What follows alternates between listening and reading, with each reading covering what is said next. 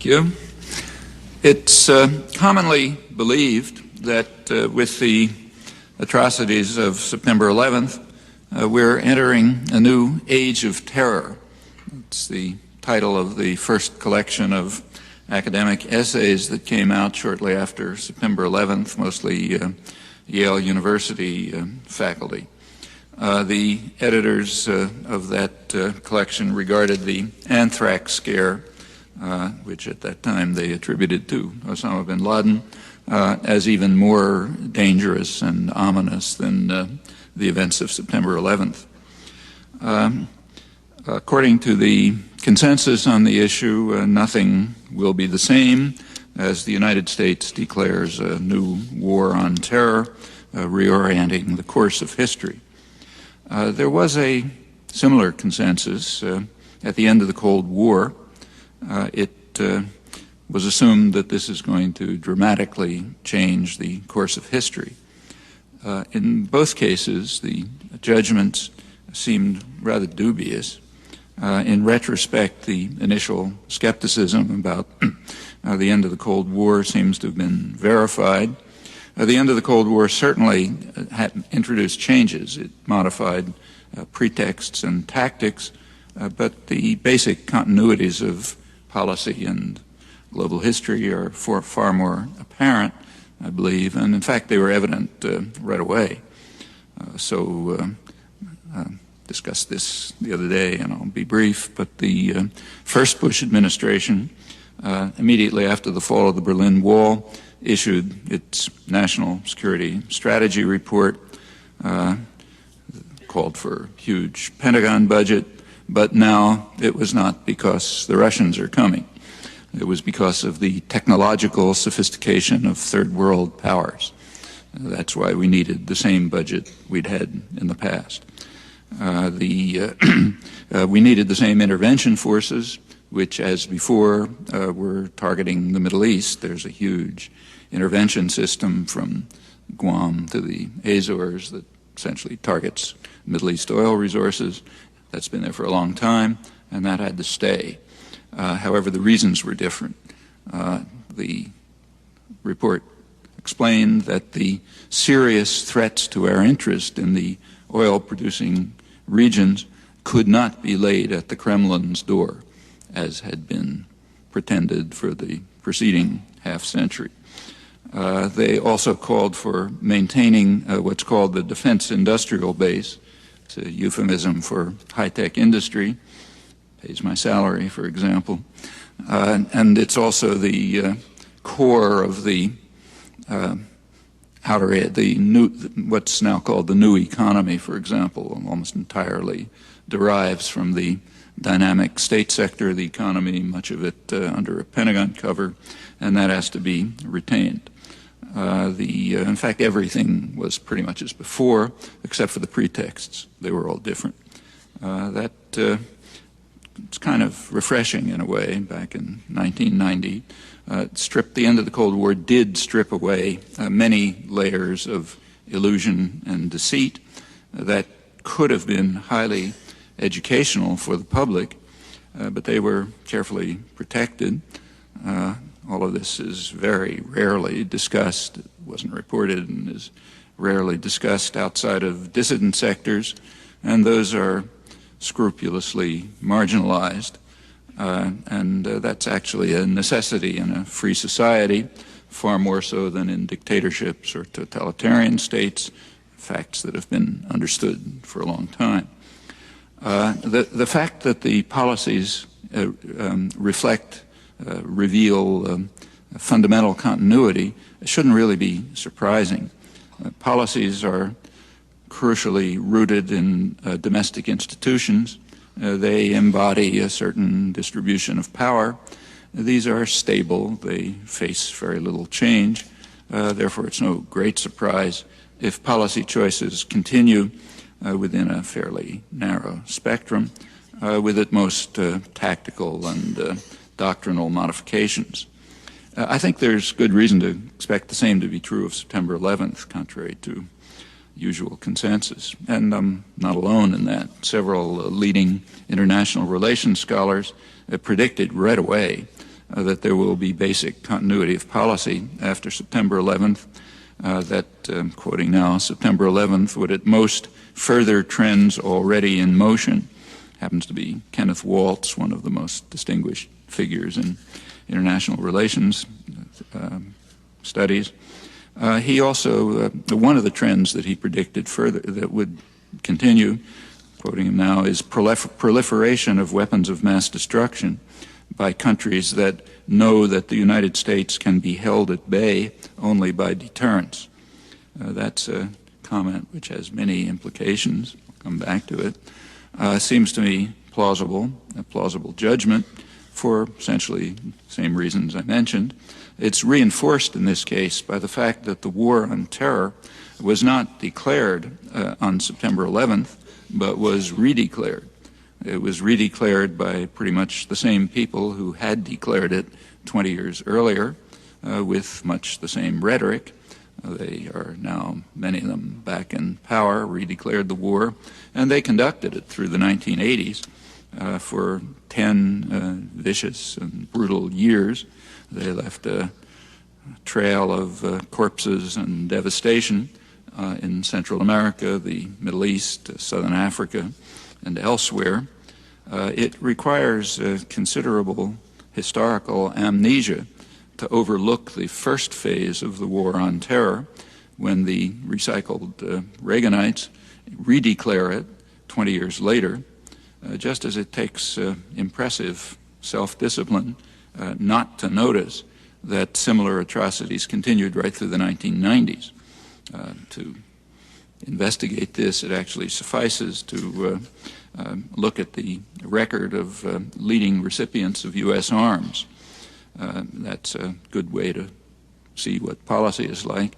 And in fact, it's a well-known fact, well documented in the scholarly literature, that there's a very high correlation between U.S. arms transfers and human rights violations. And it persisted through the 1980s and 1990s. So just take a look at the leading recipients. I'll put aside the perennials, Israel and Egypt. It's not an attractive story, but they belong to a different category. But apart from them, well, just take the year 1999, the championship was transferred, the prize was transferred from Turkey, which had been the leading recipient up till 1999. It was transferred to Colombia, which then became the leading recipient. Why?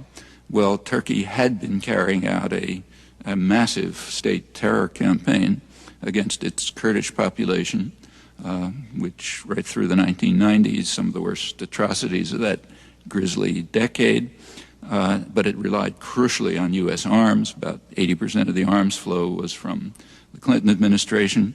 In the single year, 1997, the U.S. arms to Turkey, that single year, exceeded the combined total for the entire Cold War period up to the onset of the state terror campaign. Turkey was a strategically placed ally, so it was always getting plenty of arms, but it shot up when the state terror began, peaked in 1997, greater that single year than the entire Cold War period combined up to it. And it was quite ugly outcome. Hundreds of, several million people driven out of the devastated countryside, tens of thousands killed, every imaginable form of barbaric torture, relying crucially on the huge flow of American arms. 1997, as I said, was the peak year.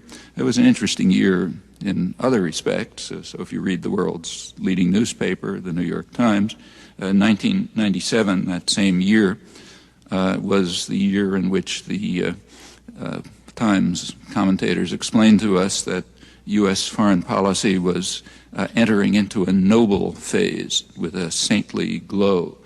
None of this, what I've just described, was ever mentioned or barely mentioned. Turkey is now praised for its achievements in what's called successful counter-terror. Counter-terror is the name that is used for the terror that we carry out against somebody else. That's not a U.S. innovation. I think that's a historical universal. Even the most extraordinary mass murderers said the same thing. So that if you look back at the Nazi archives, they were not carrying out terror. They were defending the population from the terror of the partisans, who were terrorists supported from abroad, directed from London, all of which had an element of truth to it. Even the most vulgar propaganda usually has an element of truth to it. It's true that the partisans carried out terror. It's true that they were directed from London. And from within the Nazi system, the massive atrocities that they carried out within Europe, which we don't have to describe, were counter-terror and defense. And I think that's universal. I've never found an exception. Certainly the United States keeps to it rigorously. Our atrocities are counter-terror. Theirs are terror. What changed in 1999? Well, by 1999, the counter-terror, if you want to use the official term, was successful. The population was crushed.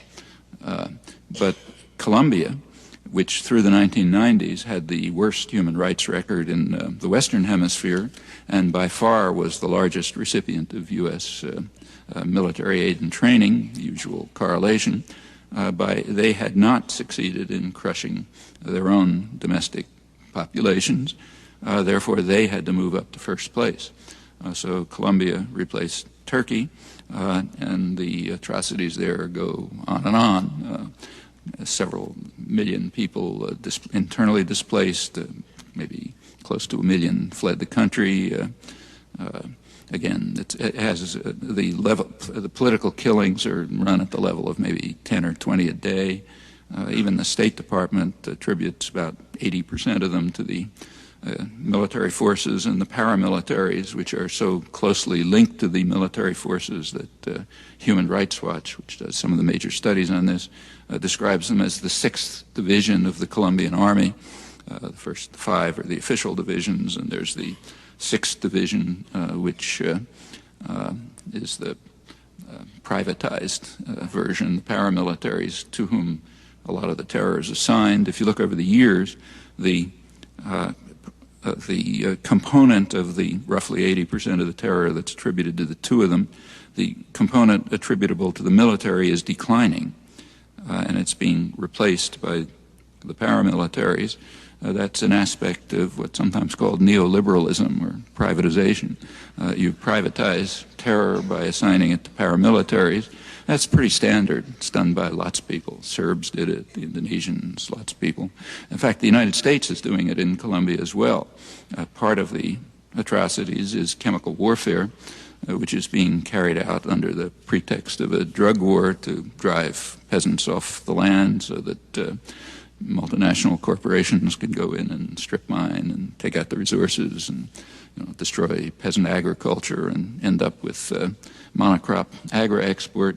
That's being privatized too. It's done by private corporations consisting of U.S. military officers, totally funded by the U.S. government, but private. So it's not the U.S. Army that's doing it. Actually, these 2 examples, apart from being objectively the peak cases, also happen to have a personal meaning for me. I've just in the last few months been in some of the worst parts of southeastern Turkey and southern Colombia, which are the scenes of some of these atrocities, and they're pretty horrendous. But you don't find out much about them if you keep to the conventional sources, though if you look at such indices as arms transfers, you get a pretty good sense of where the atrocities around the world are being carried out. Actually, this is the United States, which happens to have very good information. I'd be pleasantly surprised if the British record were any different, or for that matter, the minor players like Canada, say. I haven't investigated it closely outside of my own country, the one where my primary responsibility is for the obvious reason, but you could try it for Canada, others could try it for other countries. Prediction probably going to come out pretty similar. Well, there is no doubt that September 11th did make a difference. We can see it. So take Iraq. Before September 11th, Iraq was not a major threat to anyone. A rotten place, but not a threat. After 9/11, it's an imminent threat to our existence. George Bush the other day, when he was submitting the draft resolution to the United Nations, said that Iraq might attack us any day now with weapons of mass destruction. As he submitted the draft resolution, he also explained, as administration officials have been doing, that we interpret the resolution as authorizing us to act whenever we feel like it. And we have to, because tomorrow we might get that mushroom cloud that Condoleezza Rice is warning about. So something changed on September 11th. Iraq shifted from not a threat to an imminent threat to our existence. Actually, if you look a little more closely, the change was not on September 11th, it was this September. Up until this summer, Iraq was, again, a bad place, but wasn't threatening our existence. As the electoral campaign began for Congress, it suddenly became an imminent threat to our existence. And that worked. It drove all other issues off the agenda of the debate, and it was a spectacular electoral success. The threat to our existence has to be overcome this winter, not next winter, for similar reasons. By next winter, the presidential campaign will be underway, and this has got to be behind us by that time. The mushroom cloud that they're talking about is presumably going to land in New York. The neighboring countries don't seem to perceive the threat. Even Iran and Kuwait, both of which were attacked by the beast of Baghdad when he was a friend and ally of a favored friend of the United States and Britain. They are all trying to restore relations with Iraq. They despise Saddam Hussein, of course, but they don't consider him much of a threat, except to his own people, and that can't possibly be the reason for any concern in Washington and London, as the history makes brutally clear. People in the region and the governments in the region are afraid, but they're afraid of the United States. So some kind of radical change in the status of Iraq did take place, partly at 9/11, partly shortly after. But if we want to understand the world, we have to ask whether this is a change in objective threat, or for that matter, even a change in perceived threat, or whether it's a change in opportunity, a chance to escalate trends already in motion, as Kenneth Waltz put it, and to pursue long-standing goals, now with new pretexts.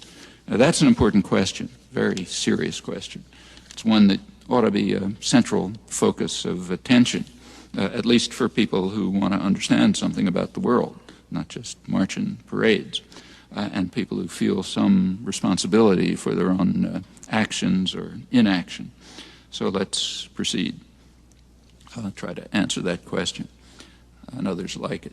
A good place to try to understand the emerging framework of world order is just to look at the expectations of those with the power to shape the future, who will indeed do so unless they're constrained by an aroused public. So what do they expect? Well, take, say, President Bush. He's here.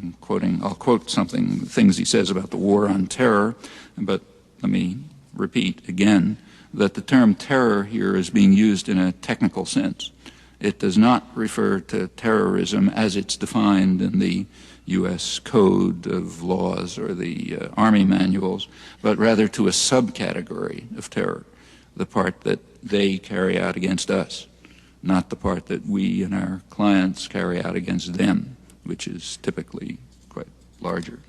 That convention, though disgraceful, is unchallengeable, and I'll keep to it reluctantly, just noting a fundamental objection. So when I talk about terror, I'll keep to the convention.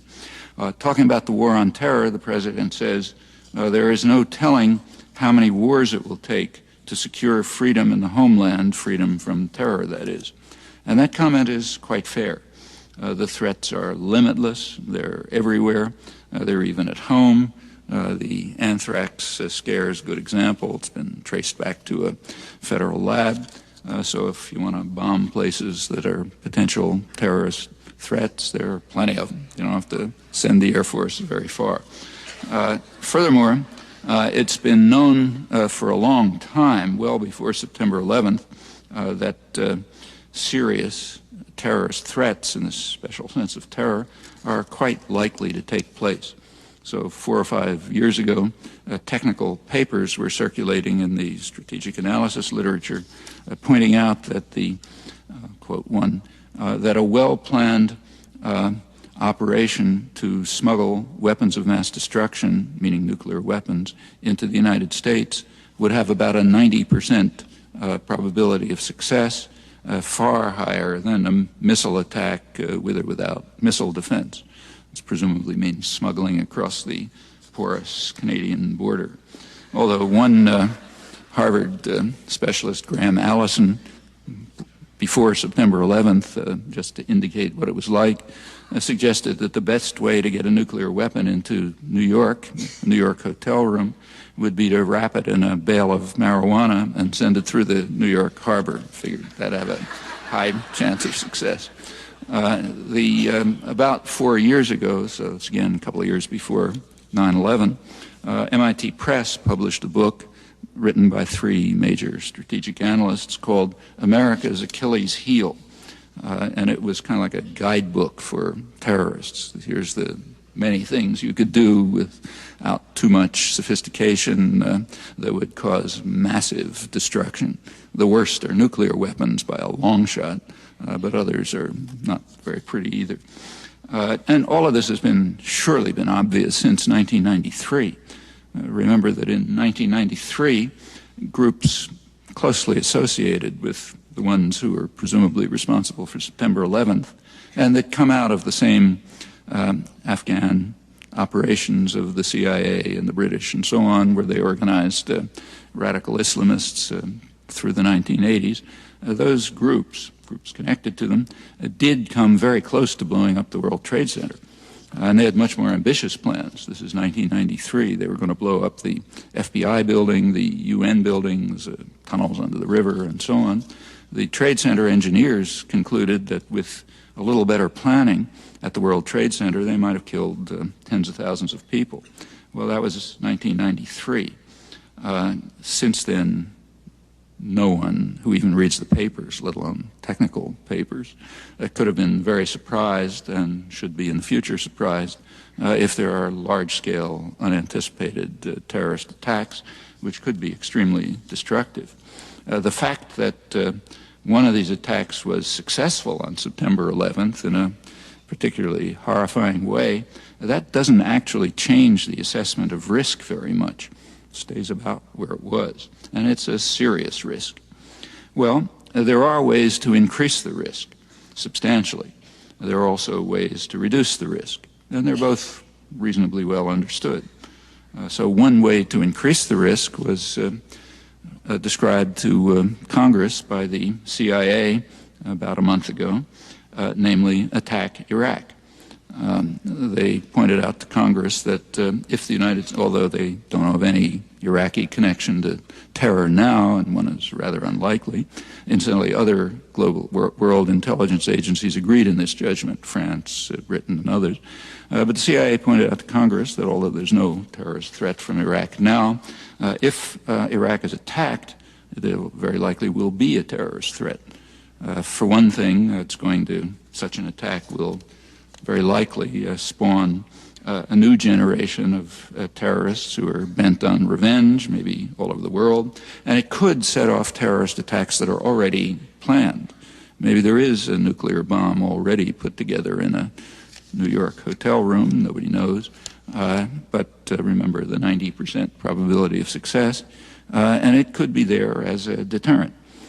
Or for revenge, and it might go off or some other thing might happen if Iraq is attacked. There are also ways to reduce terror, even aside from the obvious way, namely stop participating in it, which would in fact cut it down quite a lot. But I'm not allowed to talk about that. That violates the convention, so I'll put that aside. Even keeping to the convention, there are ways to reduce terror, and they work. The one that works best is careful police work. That has succeeded since September 11th, rather significantly, primarily in Germany, which recently broke up a major al-Qaeda cell, and there are a few others, mostly in Europe.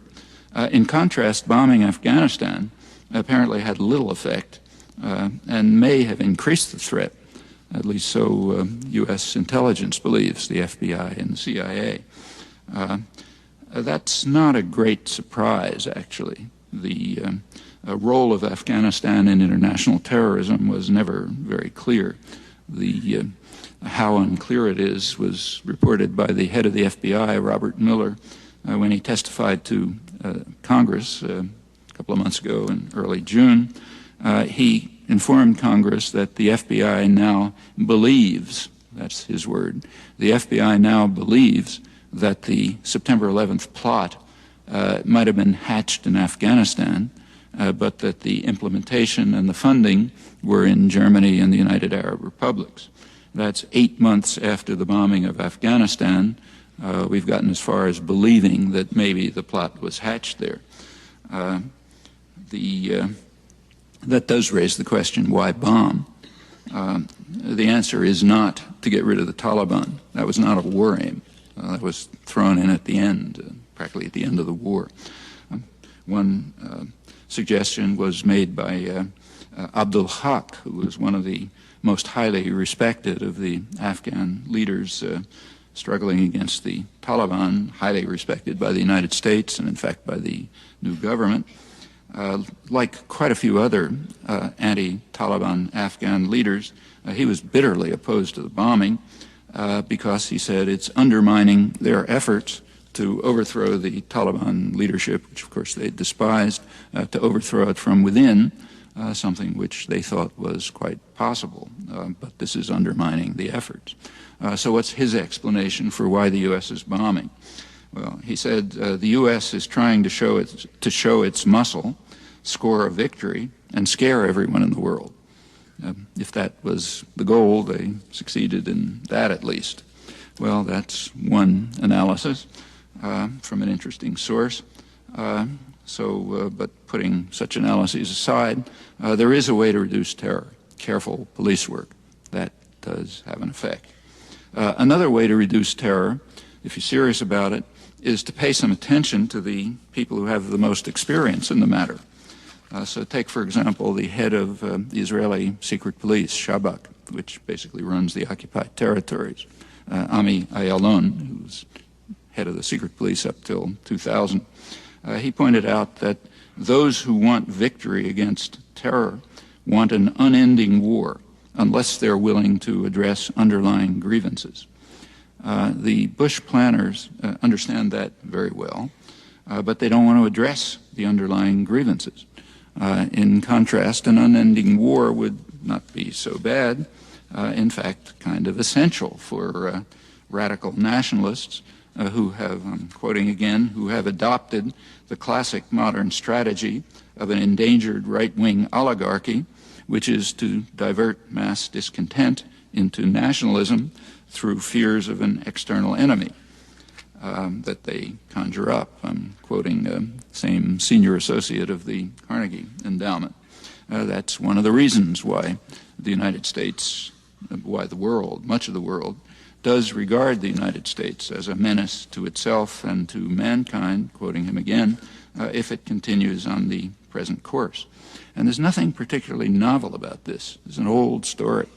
One of the famous American satirist, H.L. Mencken, back 70 years ago, pointed out that the whole aim of practical politics is to keep the public alarmed and hence clamorous to be led to safety by menacing it with an endless series of hobgoblins, most of them imaginary. And he's sort of right. There's plenty of experience about that, including, again, the worst mass murderers. So take, say, Hitler. If you go back to the 30s, he was warning that Czechoslovakia is a dagger pointed at the heart of Germany, and Germany's in serious danger. Furthermore, the Jewish Bolshevik conspiracy is about to destroy the Aryan race, the inheritors of Greek civilization, the peak of Western civilization. So Germany is really in danger, and it worked. And similar things have worked many times. The tactic, as I mentioned, worked beautifully for the recent elections. You can read about it by leading political scientists right now, op-eds in the New York Times and so on, pointing out how nicely it worked. And it'll be needed for the coming presidential campaign. So put yourself in the shoes of George Bush's campaign manager, Karl Rove, and imagine what he's going to want people to be thinking about when the presidential campaign starts in early following year, 2004. The last thing he wants people to be thinking about is what happened to their jobs or their pensions or their limited health care or Social Security or about the Enron crisis and what George Bush has to do with Ken Lay or destruction of the environment for their children or the accelerated and quite extraordinary concentration of wealth that's being fostered by the radical nationalist leadership who are dedicated with extremism that goes well beyond the norm to a very narrow sector of the corporate power, a particularly corrupt sector. Rather, what they're supposed to be doing next year is singing praises to the heroic leader who saved them from imminent destruction by a power of awesome proportions, and will by then be marching on to some new adventure while the population is clamoring for safety, as Mencken put it. All of this, remember, is second nature to the recycled Reaganites who are now the central planners. 20 years ago, they were doing the same thing. 20 years ago, another brave cowboy was in the White House, and he was huddled there surrounded by tanks while Libyan hitmen were wandering the streets of Washington trying to assassinate him, and the population in the United States was properly frightened by this awesome danger. A few years later, he was wailing about how Gaddafi wants to expel America from the world, no less. And he was warning that the Nicaraguan army is only 2 days marching time from Texas. Nicaragua is a dagger pointed at the heart of Texas, to borrow some rhetoric. And what they're doing is carrying out a plan to conquer the hemisphere. They're following a script from Mein Kampf. I'm quoting from the congressional testimony of George Shultz, Secretary of State. He was the administration moderate, the Colin Powell of the day. And at that time, repeatedly, year after year, Americans were frightened, terrified by something or other. And it did enable the administration to ram through a domestic program which concentrated wealth very narrowly, stagnation or decline for most of the population, undercut social spending and so on, but people were frightened enough to accept it. So it's kind of second nature to do it at the time. Well, back to Ami Ayalon, the head of Shabak, and how to reduce terror, namely by addressing underlying grievances. He was, of course, speaking of Israel-Palestine, where, quoting again, the only solution of the problem of terrorism is to offer an honorable solution to the Palestinians, respecting the right of self-determination. Actually, now I'm quoting somebody else, a predecessor of his, Yehoshaphat Harkabi, who was the head of military intelligence and a well-known Israeli Arabist, and this is from 20 years ago.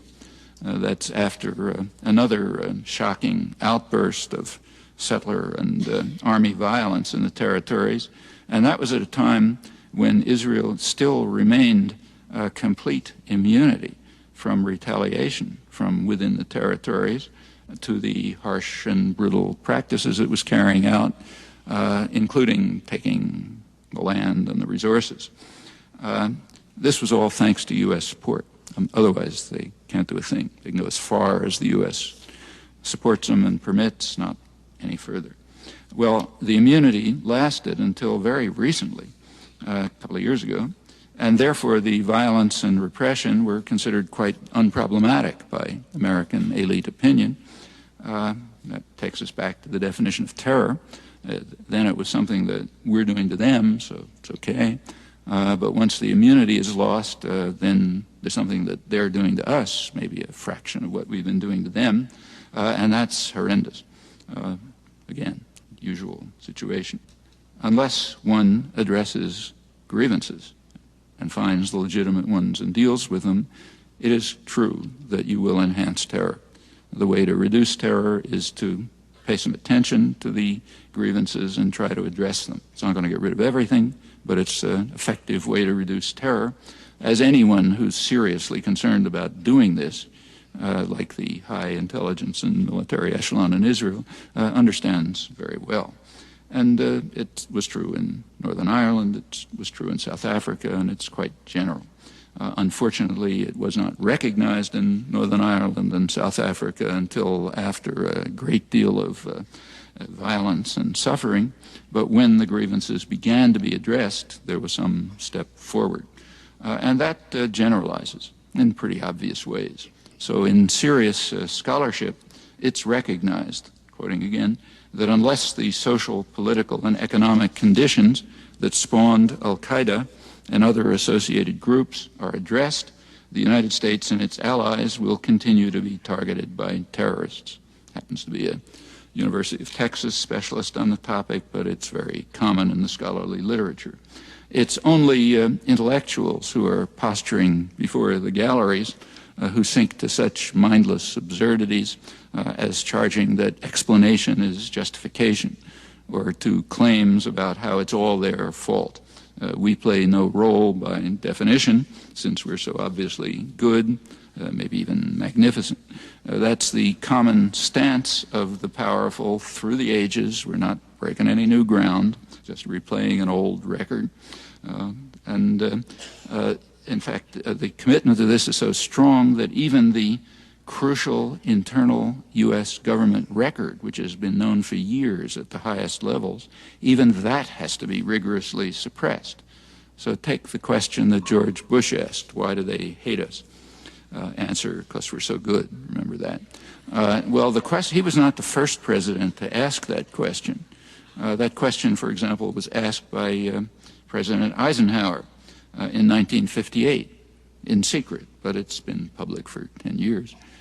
In his internal staff discussions in 1958, Eisenhower brought before his staff the observation that, in his words, there's a campaign of hatred against us among the people of the Arab world, and there was discussion, and the National Security Council, the highest planning body, came out with an analysis. The analysis is that there is a recognition in the Arab world that the United States supports brutal and oppressive regimes and blocks democracy and development, and we do this because of our interest in controlling the oil resources of the region, and that leads to a campaign of hatred. It was the analysis then, and it remains the analysis today. We don't have declassified documents from last year, but we do have attempts to investigate opinion in the Arab world. So immediately after September 11th, some of the better newspapers, first the Wall Street Journal and then a couple of others, did the obvious thing. They went to try to assess the opinions in the Arab countries. The Wall Street Journal investigated the kind of people they were interested in, what they called moneyed Muslims. So bankers and heads of, directors of multinational corporations and professionals and so on, to find out what their attitudes were, and it's the same as 1958. They're bitterly opposed to U.S. policy. They're not opposed to globalization, so-called. They're right in the middle of it. None of these things. They're opposed to the fact that the United States continues to support harsh and brutal regimes and to block democracy and development because of its interest in controlling Near East oil. Now there's other particular policies that have exacerbated this, like with regard to the Palestinians and Iraq which didn't exist back in '58, but the basic feelings are about the same. There's nothing to do with hating America. These are people who like Americans, they admire them, they like a lot about the United States, they admire American freedom and democracy. What they hate is U.S. government policies that continue to block it, that block democracy and development and support brutal and repressive regimes in order to ensure control over these oil resources, which are not slight. Back in 1945, the State Department described the oil resources of the Gulf region as a stupendous source of strategic power and one of the greatest material prizes in world history. Not a small thing. And therefore the U.S. had to take control over it. Now here you have to be a little cautious. The issue is control, not access. There's a lot of misleading discussion about this in the press. It has nothing to do with access. Control. Control of the material prize ensures that there's a huge flow of wealth that goes back to the people who have a right to it in the United States and Britain, energy corporations, U.S. Treasury, high-tech industry that sends arms and so on. You can guarantee that the flow goes back that way, not somewhere else. And strategic power means a lever of world control. That's critical for understanding U.S. goals right now in Iraq. Iraq has the second largest oil reserves in the world. The U.S. is deeply committed to gaining control of them. Control, not access. Access has not been a problem in the past, and it's not expected to be in the future. Well, let's at this point go to the expectations of the powerful again, which bear directly on this. And luckily for us, they tell us loud and clear and in some detail. So you want to learn about the expectations, they're right there on paper. So for example, the National Intelligence Council in the United States, that's a combination of the CIA, the Defense Intelligence Agency, other major intelligence agencies, recently, about 3 years ago, put out a document, important document, called Global Trends 2015. That's projections for, it was in the year 2000, projections for the next 15 years. This was done with the participation of academic specialists and people in the business community. Here's their main prediction. The prediction is that what they call globalization will continue on course. Its evolution will be rocky, with increasing financial volatility and a widening economic divide. Okay, keep that in mind. That's the main prediction. Those of you who've taken economics courses or read this stuff know that in this technical sense in which globalization is supposed to lead to convergence, it's supposed to lead to an integrated market with a single wage and price. So what they're predicting is less globalization in the technical sense, widening divide, but more globalization in the doctrinally preferred sense. That is, the people who matter will do fine, and the rest, somebody else's department. What does financial volatility mean? Financial volatility, more volatility means slower growth, harming mainly the poor. So their main prediction is that globalization will decrease in the technical sense, widening economic divide, though the rich will make out fine, and growth and development will be slower. Well, that prediction lifts the veil on a very striking feature of foreign policy in the past 25 years. I mean, known to professionals or activists, but not too well known by the public. And that is that the so-called globalization policies, the neoliberal policies, sometimes called the Washington Consensus, they've been accompanied by a marked deterioration in standard macroeconomic measures over the past 25 years. That includes growth of the economy, growth of productivity, growth of investment, even growth of trade has slowed in the past 25 years.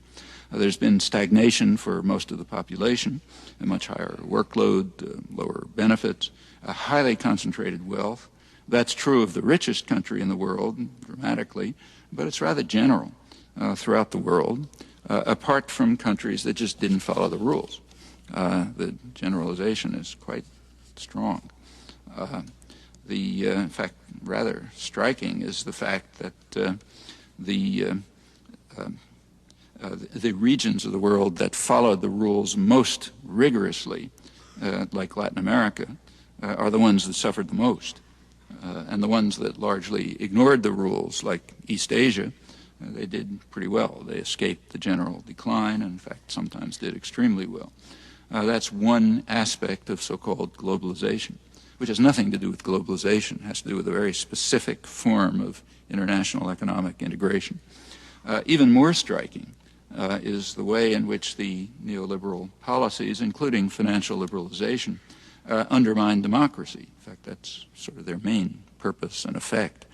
And that's well known, too. It was known back in 1945 when the post-war economic system was established based on regulation of capital. States are allowed to control capital flow, and currencies are more or less fixed. And the system was set that way to give governments a certain space to carry out social democratic welfare state measures. And this is well understood. Actually, there's a good book on this by University of Toronto political economist Eric Helleiner, but it's pretty well known and it's pretty obvious. The facts are also very well understood among the victims, notably in Latin America, where the story is being played out right in front of our eyes. In Brazil, financial volatility is the device being used to ensure that the democratic choice of the Brazilian electorate will not be allowed to function. That's a major consequence of liberalization of finance 25 years ago and of the other neoliberal measures like privatization and so on. Well, the conclusion of the powerful is that we must extend and intensify the global policies that have these consequences. That's essentially what I was reading from the projections. That's been, for the last 20 years, that's given rise to major popular struggles throughout the world. Some of the most important developments on the world scene. I have to put that aside for lack of time. Well, let's go back to the expectations. What's going to be the effect of a widening economic divide? Well, here's the National Intelligence Council again. As this increases, as globalization in their sense proceeds, deepening economic stagnation will foster political, ethnic, ideological, and religious extremism, along with violence, much of it directed against the United States. Okay, that's the intelligence projection. So we're back to terrorism and underlying grievances that have to be addressed, unless we prefer more terrorism, of course. If we want to prefer terrorism and unending wars, then yes, ignore the underlying grievances, which we're expecting to intensify by the international economic policies that we are insisting upon. And as I mentioned, that's a pretty rational choice for kind of a radical nationalist extremist leadership, such as those who hold the reins of power today. Interesting and important fact is that the same assumptions are made by military planners. So to indicate how narrow the spectrum is, you can go back to some Clinton-era documents, one that I mentioned a couple of days ago, so I won't go on with it. But one of the most important is Vision for 2020, the next 20 years, 25 years, because it was written 5 years earlier, Clinton's Space Command, which predicts a growing gap between haves and have-nots. The have-nots will be disruptive, they have to be controlled. The same prediction as the National Intelligence Council about the consequences of deepening stagnation and a widening economic divide. And that's part of the thinking behind the vast expansion of U.S. military power. It's going to be needed to control the disruptive masses as the stagnation and widening economic divide drive them to things like terrorism. You know, I'm sure, that the United States comes close to outspending essentially the rest of the world combined in military expenditure, and that's misleading because it doesn't include U.S. client states. So take, say, Israel. Israel's a small country, but it's an outpost of the U.S. military in many respects, so it has a huge military system. In fact, according to the senior analysts of the Israeli IDF, the Israeli Armed Forces, Israeli air and naval forces are larger and technologically more advanced than any NATO power, outside the U.S., of course. That's only one. You know, Britain is another major, mainly warrior state. That's its comparative advantage, military force. 9/11, September 11th, so that's all part of the U.S. military establishment. September 11th was a pretext for a sharp increase in military spending. It's completely unrelated to terrorism. Takes a ballistic missile defense, and remember that figure of 90% probability of getting a nuclear weapon in the United States with a well-planned effort, much higher than any missile. It's nothing to do with defense. It has a lot to do with global control. A lot to say about this. I talked a little about it the other day, so I won't go on with it now. Well, let's turn to the Middle East, which is the focus of a great deal of current concern, rightly. The National Intelligence Council projection for the next 15 years predicts that there will be a rising demand for energy and that therefore the Kyoto protocols will be demolished. It doesn't matter if anybody signs them or not, so Canada can stop debating the matter. That will lead to, they predict, to increased global warming.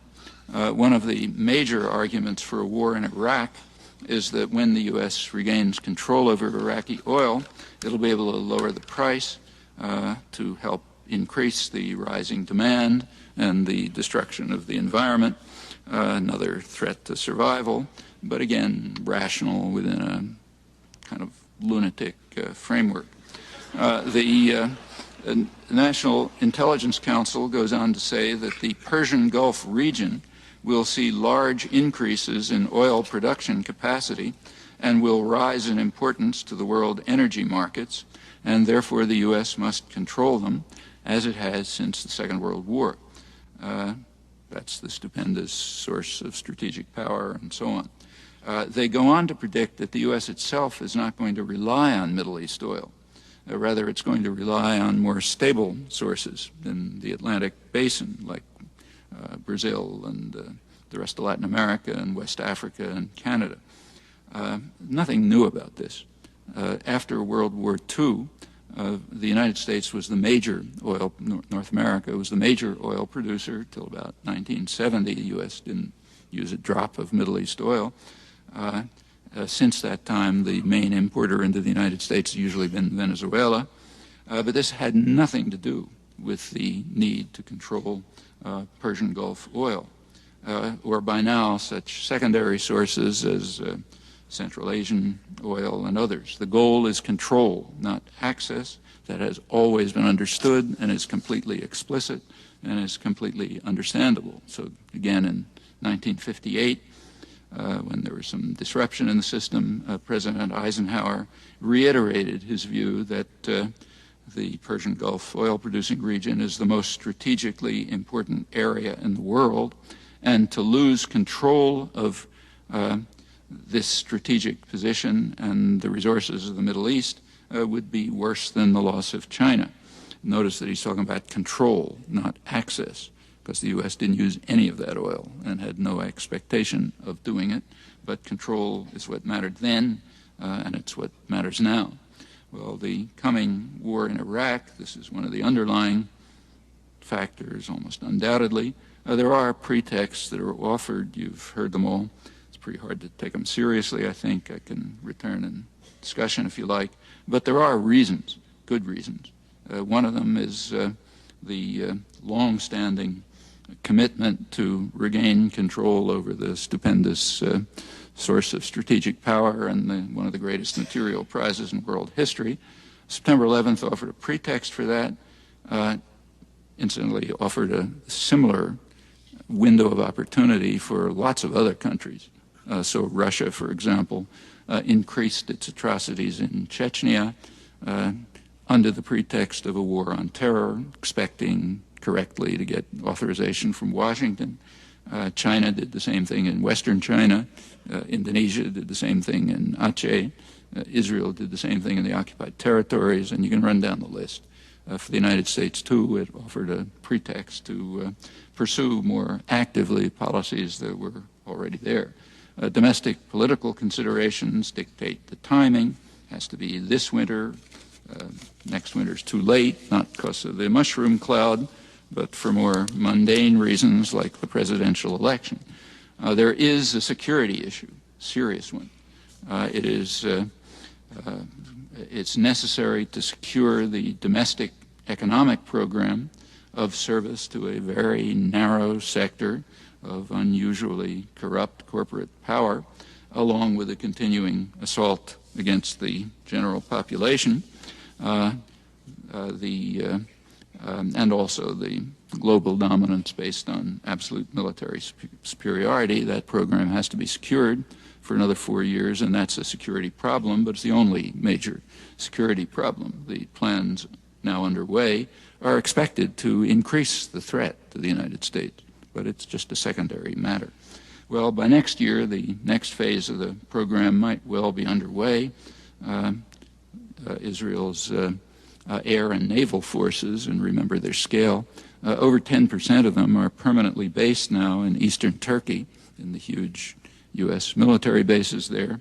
Also, Israeli armored forces are there, presumably in case the Kurds, this is a Kurdish region, in case the Kurds get out of control again and you got to repress them. But the air and naval forces are permanently there, and the air forces, according to the best sources we have, are flying at the Iranian border, looking forward to the next step in the continuing process of ensuring global dominance through absolute military superiority. Israel doesn't take Iraq very seriously, but they do regard Iran as a country that they can't control by themselves, and they want the U.S. to do it for them. It's possible that that war is sort of underway in its early stages. And there are much broader plans, according to U.S. scholarly sources and according to the Israeli press, which is generally quite reliable and is particularly illuminating right now because of the very close links that hold between the Bush planners and the far right in Israel. I'm not talking about Ariel Sharon. I'm talking about the right wing to the right of Sharon. So people like Richard Pearl and Douglas Feith, close to the planning sectors, back in the mid-'90s, they were writing position papers for Netanyahu, Benjamin Netanyahu, who's off to the right of Sharon, way at the extreme end. And the plans are pretty amazing when you read about them.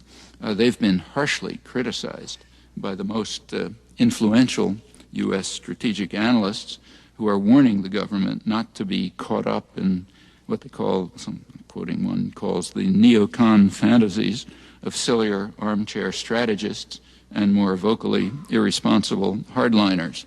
Quoting Anthony Cordesman, he's referring to Richard Pearl and Douglas Feith and others who are quite close to the center of power. He himself, Cordesman, is about as hardline as one can find within the saner planning spectrum, and he's the leading military strategic analyst on in the U.S. government, close to the government, who works on these areas, which is another indication of why the world is deeply concerned about U.S. power and its exercise now. Well, a lot more to say about this. There's also some good news, and I'll end with that. The good news, which we all know, is that folks like us are highly privileged. We're not like people in Turkey and Colombia. We talk about these things. We're not going to be sent to Turkish prisons or be assassinated by paramilitary terrorists. We can act without fear of prison, torture, assassination, and so on, things that are faced constantly with remarkable courage and dedication. Actually inspires humility to see it, or should, among people who are as privileged as we are. We don't face any of those problems. We have the means to determine whether these tendencies, and they are ominous, whether they continue or whether policy takes a far different course, a more constructive course, and the enormous wealth and power that we have in our hands will be used to build rather than to destroy.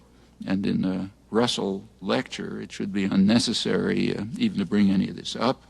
There could hardly be a more inspiring model for what can and must be done than the great 20th century figure to whose memory these lectures are dedicated.